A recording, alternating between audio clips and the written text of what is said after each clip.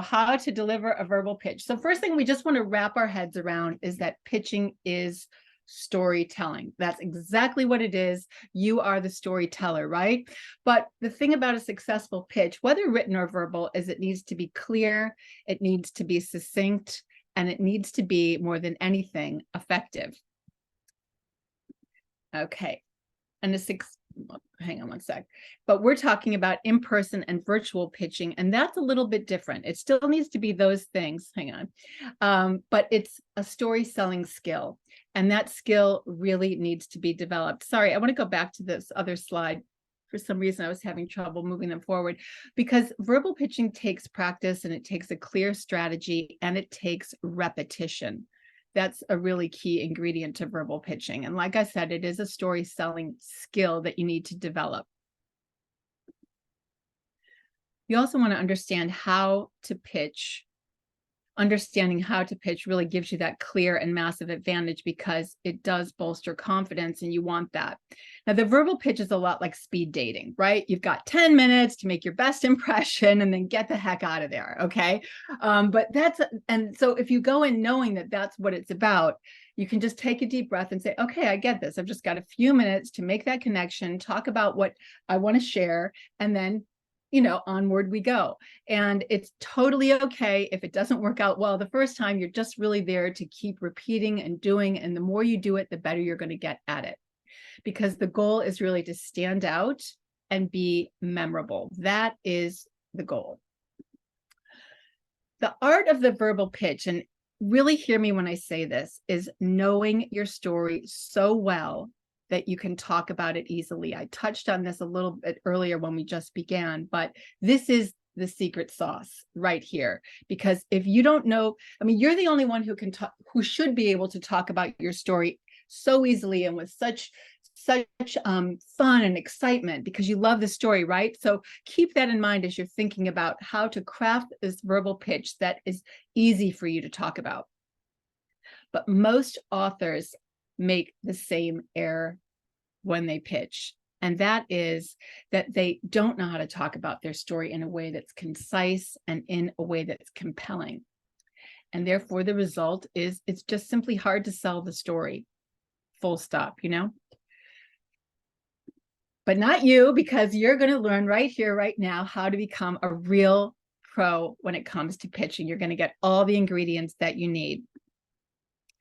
And right now, I just figured, let's kick it off with the verbal pitch anatomy, get the nasty stuff out of the way, right? And then we can get into the fun stuff. These are all the little nuts and bolts that need to be there to help us sell our story. And the first thing is a personal introduction. And I don't just mean, oh, hi, I'm Linda Predovsky, nice to meet you, blah, blah, blah, blah, blah. And you make sure you use the name of the agent when you are talking with them and doing those first few minutes. You want to tie this to how the story relates to you personally. And I only mean that if it does. If it doesn't, you don't need to go there. Like, don't stress out about it. But if you're writing a story that is set in an old ghost town in Arizona, and you grew up in Arizona, and this is a place you always visited as a kid, well, then it might be an interesting touch to add that as your personal introduction, to give that sort of buy-in that this is why it's important to me. That is important to the agent, and it's interesting. So that would be one reason to add something like that. Another would be, is this an intellectual property that you've decided to reconfigure? If it is, you want to set the table with that information. Let them know that's important. Other than that, things like, well, I've always wanted to tell a story about, no, don't go there. Nobody cares. Nobody wants to hear it. If it's a hobby that you've had, great. Love it. If this is something like, if you are a hoarder and you're right, like, just look at my house, you could even show them like how crazy your house is. If there's anything, again, that adds to the story. Okay, so you guys get it. I totally understand. You get it. So we're going to get forward. Book specs. This is really what I call Linda, so sorry to stop you. Before you keep going, we had a question. What do you mean by reconfigure intellectual property? Oh, right. Okay, so intellectual property might be something that you have the rights to the story for. Okay, let's say it's something happened to a neighbor and you have the rights to tell that story. then you get to make sure that you share that with the agent. That's really important. Okay. Great. All right. Book specs. Absolutely. Book specs are your title, your word count, your genre, log line, the tone. That's sort of the nutshell. It's this meets that, your comps and your theme. Up front, I like to set the table with a verbal pitch with your title, word count, genre, and your log line. And also sometime that nutshell, that this meets that. I'd like to hold off on the comps and the theme until the end. But one thing I just want to point out here, that you're going to find your own pitch voice. I'm just giving you things that need to be in your pitch, but you might find over practice and time that, you know what, I want to put the comps up top, or I really don't want to do the tonal nutshell thing, that this meets that until the end, or you know what, I don't even know if I really need that. I want you to empower yourself and know that you can make some of these decisions on your own. You don't have to have absolutely everything that I'm suggesting, except the title, word count, genre. Those are really important, and some sort of comps. I am a big one, as Katie J knows, on theme. That just like wraps up the entire thing. So I encourage you to do that, whether you want to lead with it or end with it. I prefer the ending, as I said, but again, these are things that are important to set that pitch table with. I wanted to just note on the log line. A lot of people get frustrated with log lines because they're not really sure how to put one together. But your log line is just that really 30-word or less book pitch or blurb. Some people like to use that word. And it's going to describe your book without using the name of the main character, and just you're setting the stakes. You know, this is going to happen, and if it doesn't, all hell's going to break loose, kind of thing. I just pulled the log line for Lessons in Chemistry, since it's such a hot book right now.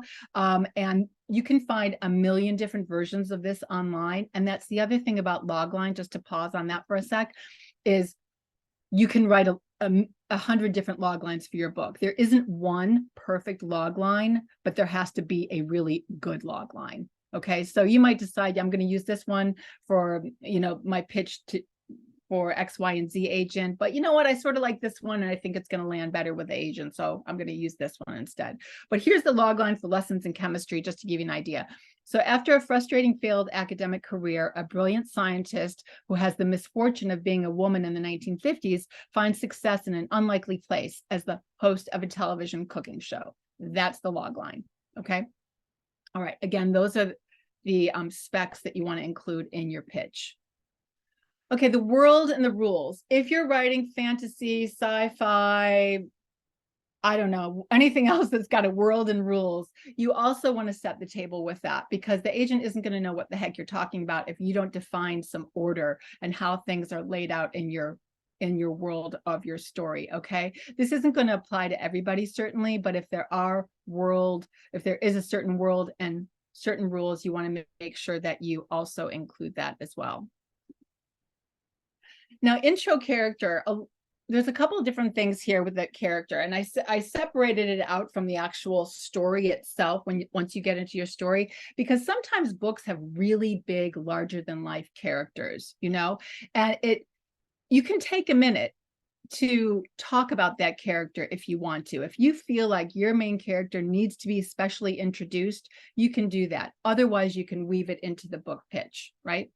And remember, all of this is not going to take a long time, right? We're talking like a couple of minutes once we finish up everything. So it's really a short, what do I want to say? A short recipe.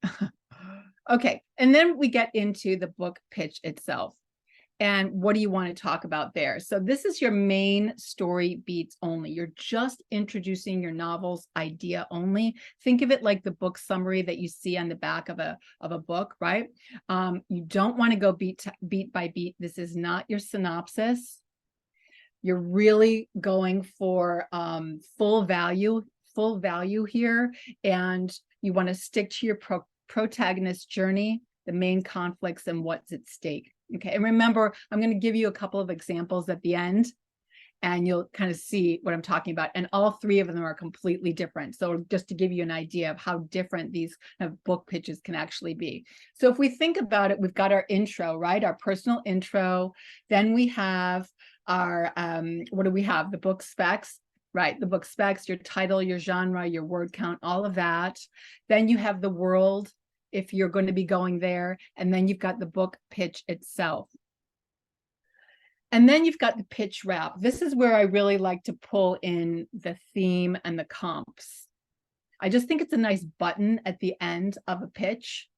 And it's really succinctly puts that bow around your beautiful package that you just delivered, right? And it also gives them a way to remember what your book is really about. And then I like to do a photo finish at the end, make sure that obviously throughout the whole thing, we'll get into how you should behave during your pitch, but, keep the smile going. I know you might be nervous, but just keep it as positive as possible. And then you're going to get into probably questions if you've left yourself enough time, and you will, because you will have practiced